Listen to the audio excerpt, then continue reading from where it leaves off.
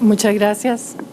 Creo que esta tarde es una tarde entrada en grandes sueños, calores y realidades. Acá tenemos una, fíjense que doña Yolanda Mora, a quien también agradezco que nos acompañe esta tarde con todo su aporte y su experiencia grandísima en la materia de familia, fue jueza de familia hace muchos años. Aquí hablamos de 30, de 40, no, hablemos 100 años, en verdad, un poquito, hace años. Y yo llegué precisamente a sustituirle al juzgado primero de familia y siempre recuerdo con mucho cariño sus enseñanzas, su experiencia en aquel entonces. Y don Oscar también formaba parte, o sea que aquí está el juzgado primero de familia como con la mitad de personal en esta mesa. Eso es de esas cosas lindas que pasan, porque se llama primero, no solamente porque era muy buen juzgado, sino que era el único juzgado de familia en todo el país. Estamos hablando de los años, mejor no digo los años.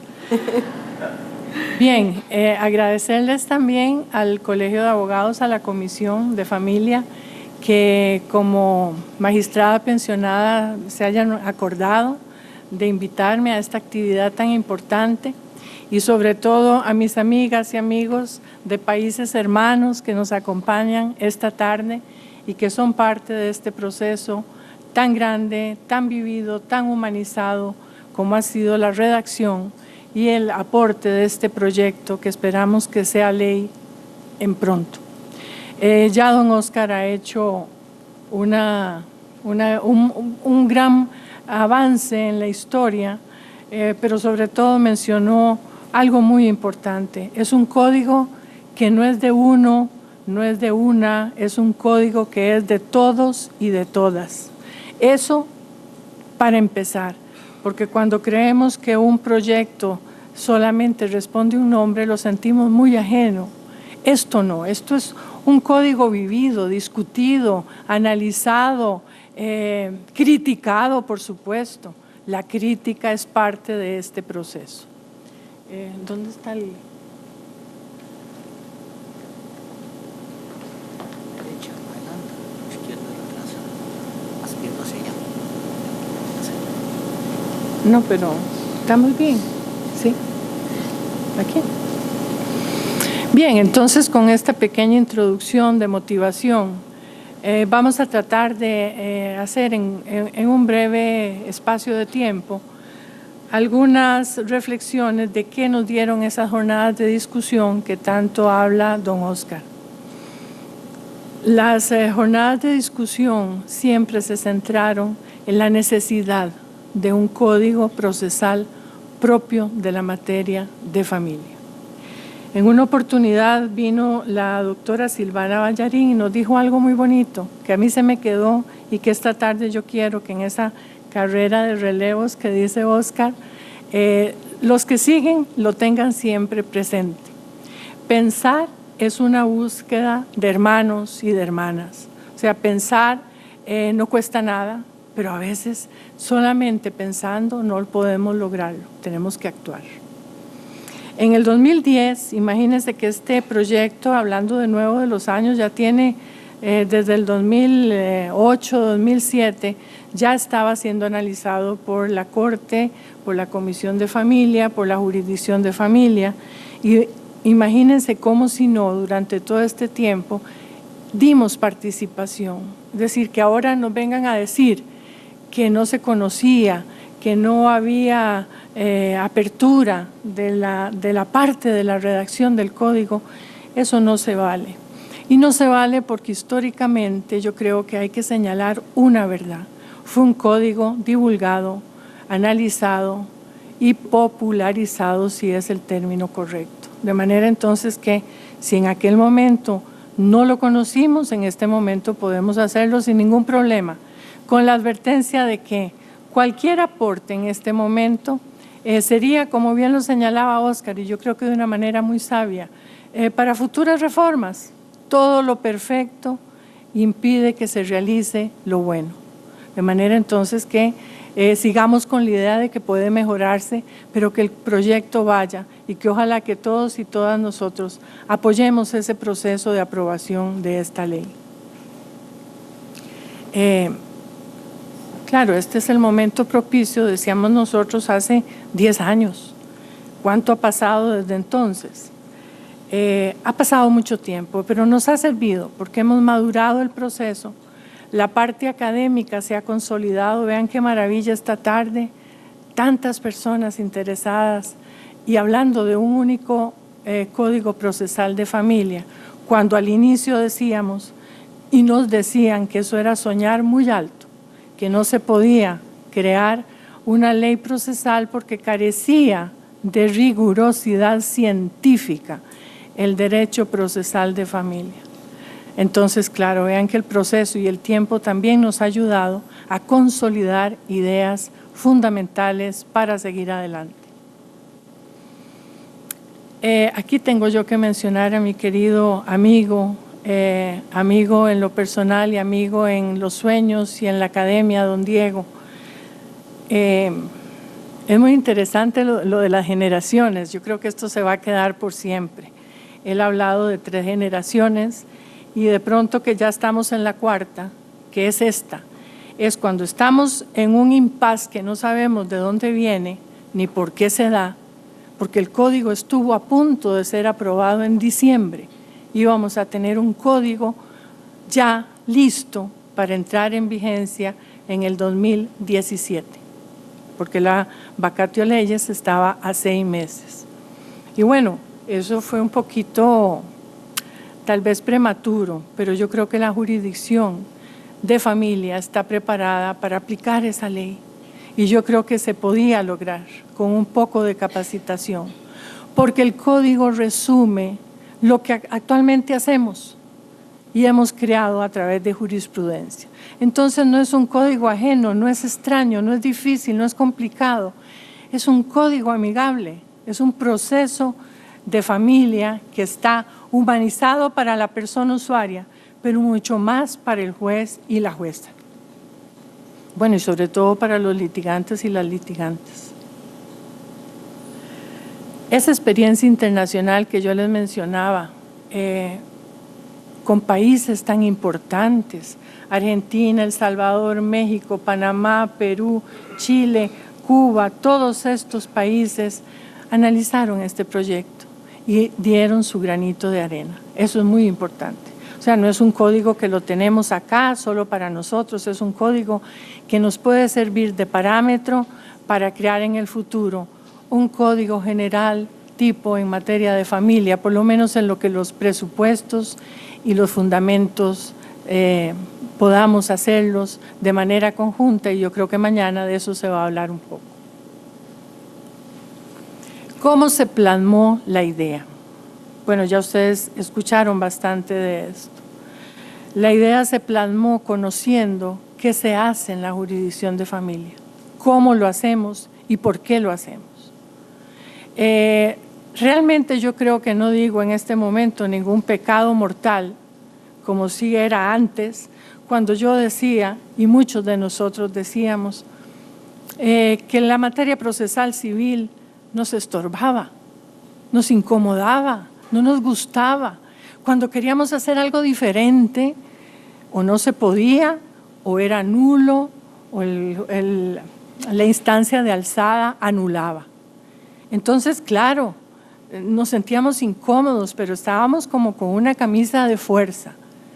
Este código fue pensado para quitar esa camisa de fuerza, para plasmar en la norma la experiencia de una jurisdicción que creció a golpe de tambor, con mucho esfuerzo y con mucha dedicación y con mucha imaginación. Les voy a contar una anécdota que no está aquí. Brevemente, yo recuerdo una vez, teníamos una norma por ahí, la famosa norma del 58. Y bueno, permití alguna medida que los jueces tomáramos decisiones y las juezas, un poco lo que se llama ahora medidas cautelares. Y recuerdo, y yo creo que doña Yolanda y don Oscar la que más se daba en el juzgado primero, y era el único en todo el país, repito, era la salida del domicilio, y adivinen de quién, del marido, ¿verdad?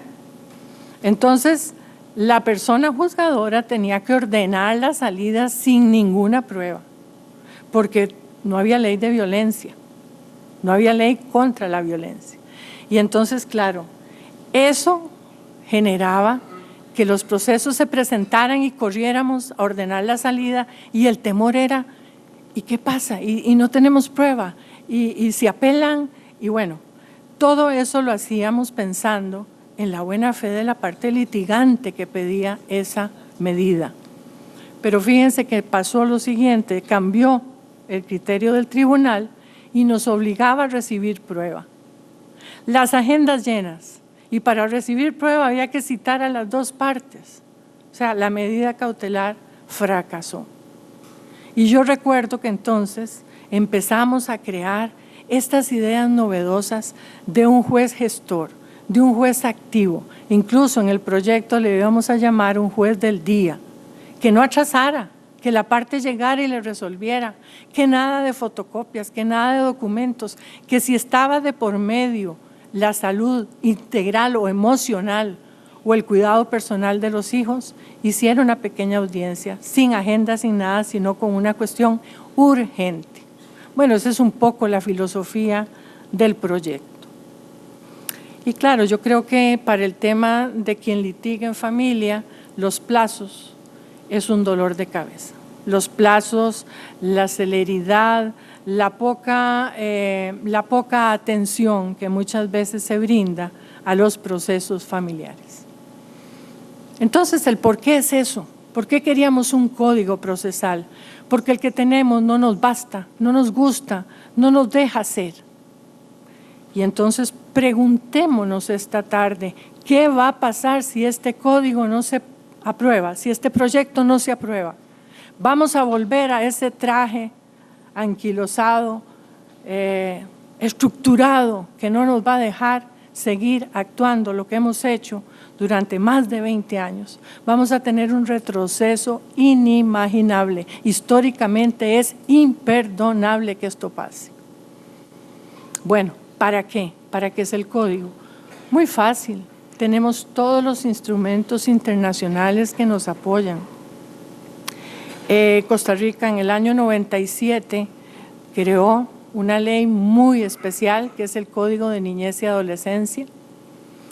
En esa oportunidad, el proyecto que presentamos era un proyecto de 400 artículos y creo que lo que quedó es una ley de 100 y resto, ¿verdad? ¿Qué pasó con el resto? Que no creían que tenía que haber un proceso de jurisdicción especializada para niñez y adolescencia. Y nos quitaron en la Asamblea toda la parte procesal que no tenía que ver con lo sustantivo. Por eso hay partes del Código de la Niñez que no se entienden, que tienen partes procesales que usted dice, ¿cómo amarro esta parte con qué? Bueno, eso fue lo que sucedió. En el 98 había voluntad política para aprobar el Código de la Niñez en la parte sustantiva y nos quitaron la parte procesal. 98 ahorita son casi 20 años, el otro año. ¿Cómo se hizo? No me voy a detener aquí, ya don Oscar lo habló reciente. Sí decirles que en el 2008 estaba ya yo en la Comisión de Familia, se presentó la primera y última propuesta de proyecto, que es la que ustedes tienen, con algunas reformas que se han hecho muy puntuales en la Asamblea Legislativa. Una jurisdicción de la mano de todos, ya lo dije, talleres de discusión, grupos de apoyo y una sala segunda en la que yo de verdad agradezco cuando yo formaba parte de la Corte el apoyo incondicional que nos dieron. Países hermanos, aquí tenemos lo que yo les mencionaba. Y bueno, entremos un poquito al código propiamente dicho. ¿Qué fortalezas tiene este código?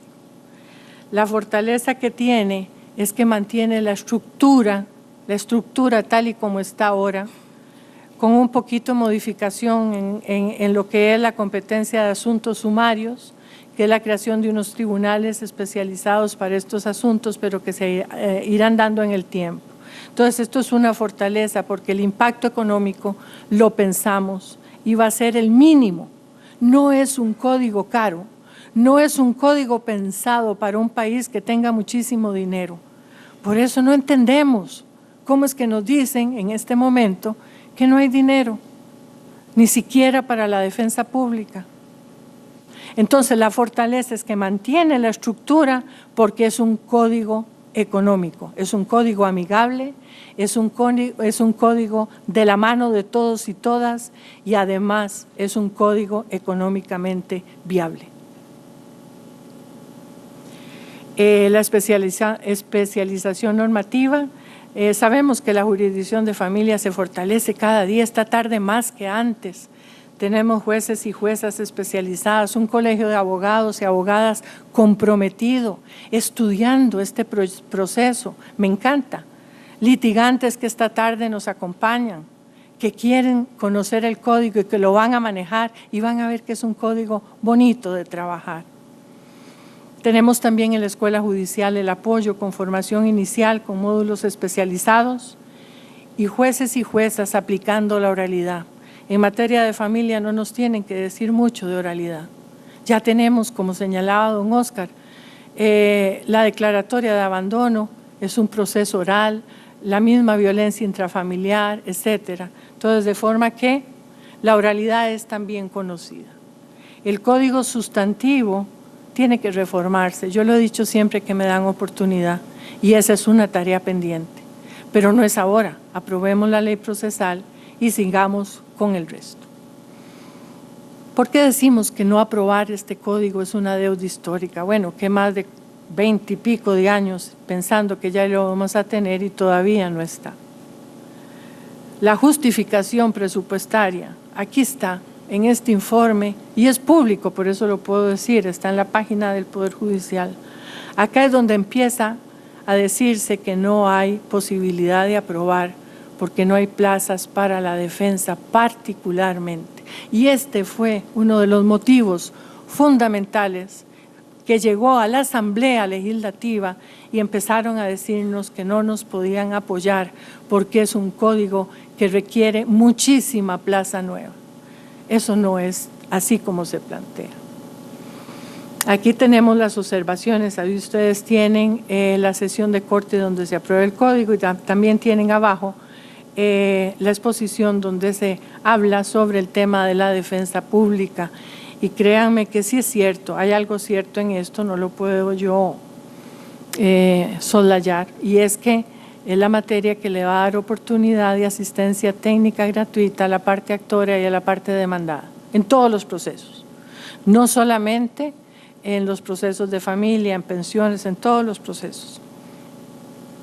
Y bueno, la única limitación que tiene el proyecto es precisamente el tema de los recursos económicos de las partes. O sea que cuando la parte tiene recursos económicos, pues no se le va a nombrar un defensor o una defensora. Queda entonces a salvo la parte del Colegio de Abogados, de litigantes y litigantes, pues que no es que se les va a ver disminuido el trabajo en un 100%.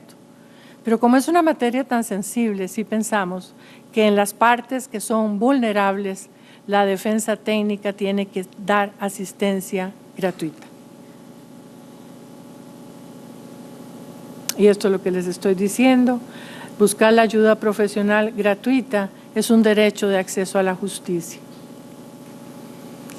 La posibilidad de que la defensa pública asuma la materia de familia fue discutida muchas veces en corte. Incluso se hablaba de una defensa social, no pública, porque la defensa pública nace, como todos y todas sabemos, para la parte penal. Entonces, bueno, llamémosle como le llamemos, sí es importante garantizar el acceso a la justicia a través de una asistencia técnica gratuita. Imagínense que se habló en ese informe que el proyecto costaba 3.000 millones para las plazas de la defensa pública. Yo estoy esperando todavía un informe que me diga ¿por qué esa cantidad de plazas? ¿Por qué esta cantidad de dinero? Porque en ningún momento vi yo en ningún informe técnico ni dónde iban las plazas, ni por qué se hablaba de tantas plazas. En fin, eso está así. Esto, como decía Oscar, no es que te vas a morir, Oscar, sí vamos a ver el código. Pero seamos un poquito más serios. No hablemos de 3,000 millones si no tenemos un tema técnico más sólido. Y esto lo estuvimos discutiendo mucho en corte, no en corte, perdón, en la comisión. 48 plazas. Y bueno, no sabemos porque primero antes de definir plazas tendríamos que decir cuánto es la cantidad de trabajo que se va a desarrollar, ¿verdad? No podemos hablar de plazas si no sabemos cuánto va a subir el circulante ni cuánto más asuntos se va a conocer. En realidad son los mismos asuntos. Este es el tema del derecho humano, acercar a la justicia, y creo que con esto daríamos por terminado el tema de la defensa pública. Dentro de las conclusiones, realmente ustedes dicen, ¿por qué no tenemos una ley procesal de familia? No es posible mientras el tema económico presupuestario se siga alegando. Y vean cómo el país está sumergido en este tema.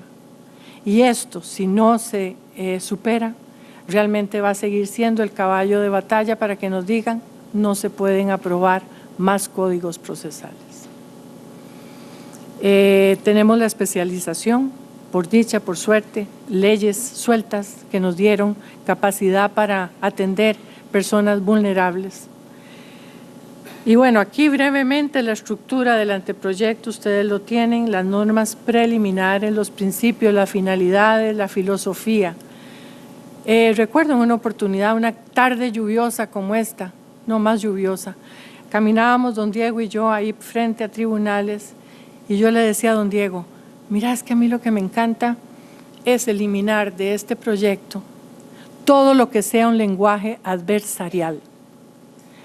No hablemos de actor y demandada, no hablemos de un proceso ordinario y abreviado porque nos seguirán contaminando con la materia procesal civil, en buen sentido. Yo el procesal civil lo respeto, lo quiero y yo fui civilista mucho tiempo. Por vocación soy familiarista, pero entonces era un lenguaje distinto.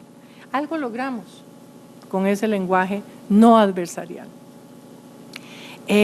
También el tema de la conciliación, las vías alternas de solución. Pensamos en una conciliación previa para que la gente no esté tan molesta como cuando le notifican el traslado de una demanda.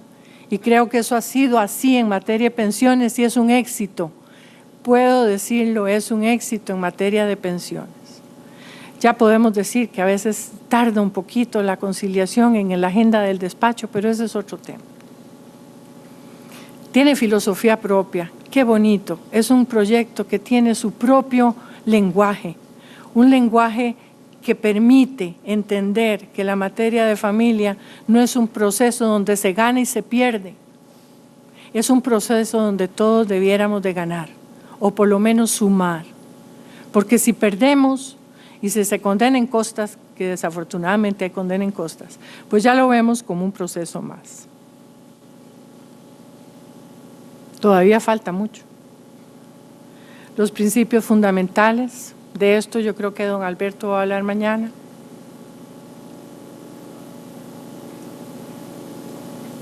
Esta palabra no existía, o por lo menos me la marcaba siempre en el ordenador en rojo, desjudicialización, todavía cuesta decirla, y descontención. Un poco se discutió en la redacción qué asuntos vamos a quitar de la materia que conoce, o de la competencia más bien, un juez o una jueza. Y es que realmente era incómodo ver, y cuántas veces Yolanda hicimos matrimonios en el juzgado, y ahí llegaban las parejas con su vestido blanco y tirábamos arroz y toda la cosa. Esa misma pareja después nos tocaba divorciarla. Era un poco extraño. O sea, usted me casa y usted me divorcia. Bueno, sí, era así tan extraño que entonces dijimos, desjudicialicemos el matrimonio. Bueno, entonces ahora jueces y juezas no casarán, ¿verdad? Y bueno, también tenemos la filosofía del proyecto es tener mecanismos alternos. El juez puede llamar en cualquier momento a conciliar. Claro, no cuando tiene el proyecto ya de sentencia, ¿verdad? Cuando ya tiene que fallar, no, ahí no. Es en los procesos, en las etapas previas y todavía antes de recibir la prueba. Y eso del abordaje integral es precisamente concentrar en una sola competencia todos los asuntos de familia. Es que el divorcio, la separación, la misma nulidad puede ser a veces el proceso que llamamos principal cuando no lo es. Lo principal es el cuidado personal de los hijos, la decisión de un régimen de visitas, la salida del país del chico y la chica que quieren ir a pasear. Entonces, eso de proceso principal y secundario, eso no va con el proyecto. Todos son procesos principales, todo importa y todo urge. Por supuesto, el principio de privatización y reserva, la intimidad familiar no se puede gravar. Cuando se reciben las audiencias, precisamente es un tema de discusión muy grande porque se malentiende lo que es la publicidad, ¿verdad? Y eso mucho en la Asamblea lo preguntaron. Principios fundamentales, protección y participación especial, solución efectiva y tutela de la realidad. ¿Y qué es eso de la tutela de la realidad? Eso está un poco extraño, ¿verdad? ¿Qué entendemos por tutela de la realidad? Y acá, ¿cuánto me queda? Ahorita me enseñan el amarillo y el rojo. Bueno, voy con el amarillo. Muchas veces las sentencias de los jueces de familia y de las juezas no se ejecutaban inmediatamente. Y no se ejecutan inmediatamente porque qué difícil es ordenar la entrega, y todavía la palabra entrega no me gusta, obligar a un papá a que le dé el niño o la niña a la otra mamá porque ella ganó el proceso. Y eso es dificilísimo. Las ejecuciones de sentencia en materia de familia, cuando se trata de personas, es lo más difícil de ejecutar. Entonces la sentencia no se ejecutaba, pasaban 10 años y resulta que entonces venían después con la ejecutoria a pretender ejecutar esa sentencia. El proyecto pretende que el juez, si ve esa situación, convoque a una audiencia, porque ya el niño de 5 años ya va a tener 15, ya puede decidir por sí mismo con quién quiere estar y no va a andar el juez ejecutando una sentencia que no obedece a la realidad. Y por eso entonces, ese principio tan bonito, tutela a la realidad, de eso se trata.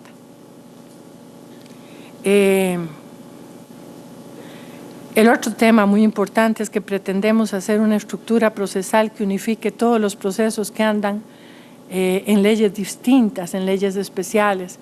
Uno en las audiencias ve que se saca la ley de pensiones alimentarias, por allá se saca el procesal civil, por acá el Código de Familia, que también tiene procedimientos, el Código de la Niñez, la ley contra la violencia. Bueno, pretendemos, sin derogar la ley contra la violencia, dejarla intacta, hacer un cuerpo que se llama armónico y suficiente. Suficiencia normativa, lo que se pretende. Y ahí tenemos el principio de humanización muy importante y respeto sobre todo a las poblaciones vulnerables, cuidando siempre el debido proceso, porque tampoco es un código descuidado, es un código que respeta el debido proceso. La suficiencia normativa, la primacía de medios alternos, la oralidad y el abordaje integral del conflicto con los equipos interdisciplinarios e interinstitucionales. Las redes de apoyo aquí tienen que estar presentes. Aquí tenemos los tipos de procesos, nada más lo menciono, los asuntos contenciosos, una demanda, una contestación. Si en el traslado de la demanda la parte quiere contestar a audiencia, lo puede hacer, si no después lo lo pasan a una nueva audiencia, una segunda audiencia, y los procesos de protección con una sentencia anticipada en los casos, por ejemplo, de pensión alimentaria. Tenemos también petición unilateral, que son básicamente aquellos que le llamamos jurisdicción no contenciosa. Y resulta que es lo más contencioso a veces, ¿verdad? Entonces le llamamos de petición unilateral, y los procesos especiales que están ya en las leyes especiales. La ejecución de las resoluciones y sentencias, de esto mañana probablemente don Alberto va a hablarles bastante. Y aquí tenemos ya las conclusiones. Primera, de no aprobarse la legislación procesal familiar, retrocederemos 40 o más años de especialidad. Eso es importante. Y en la carrera de relevos, ustedes, personas más jóvenes que nosotros, tienen la obligación y el encargo de que esto no suceda. Tenemos apenas un año, porque si no, en el 2018, en el julio del 2018, entra el Código Procesal Civil y nosotros nos quedamos sin procedimientos de familia de ningún tipo, salvo las leyes especiales. Segunda conclusión, ¿por qué nos da tanto susto que esto pase? Porque la aplicación de la ley procesal desaplica los principios protectores de los procesos de familia. Y no los desaplica no porque no los quiera, no. Es porque cuando el Código Procesal Civil se redactó, los redactores muy conscientes y muy de la mano de nosotros estaban seguros que el procesal de familia se iba a aprobar. Entonces no tienen ningún proceso, ninguna norma, como la que sí tiene todavía un poquito el procesal civil, para ampararnos, porque ellos creían, muy contentos, igual que nosotros, que se iban a aprobar conjuntamente. Y por último, digámoslo con palabras claras, como nos gusta a nosotros, la falta de presupuesto no ha sido una limitante en otras materias. Para aprobar leyes procesales, tenemos la laboral y tenemos la civil, recién aprobadas y en combo. ¿Qué pasó con la materia de familia? Se mantiene la estructura y los cambios y pueden darse de forma paulatina. El proceso no es caro, se puede dar. Y si se trata de no crear los tribunales de asuntos sumarios, que no se hagan. Pero aprobemos el código. Muchas gracias.